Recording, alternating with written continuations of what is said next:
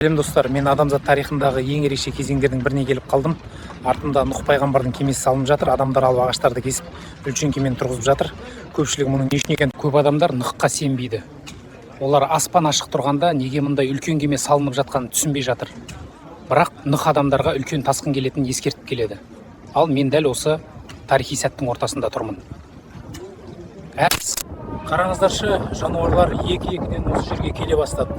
Арыстандар, қойлар, құстар бәрі бір бағытта жүр. Бұл кездейсоқ нәрсе емес сияқты, табиғаттың өзі өлшен апаттың жақындап қалғанын сезіп тұрғандай. Сондағы жаңбыр басталды. Аспан бір сәтте қараңғыланып кетті. Жел қатты күшейіп барады. Адамдар кемеге қарай жанұшыра жүгіріп жатыр. Найзағай жарқылдап, дауыл үдей түсті. Бұл жай ғана жаңбыр емес. Меніңше, дәл қазір адамзат тарихындағы ең үлкен тасқын басталды. Қазір айналамызда тек су ғана бар. Жұрылықтың еш белгісі көрінбейді. Кеме толқындардың арасында баяу жүзіп келеді. Іште жануарлар тынышсыздана бастағанымен бәрі аман. Бұл апат бүкіл әлемді өзгертетін сияқты. Ал біз тек күтіп, толқынмен бірге жүзіп келеміз. Қазақ тасқынын айналамызда тек шексіз су ғана. Құрлықтың еш белгісі көрінбейді. Кеме алып толқындардың ортасында жүзіп келеді. Жануарлар үрейленіп айқайлап жатыр.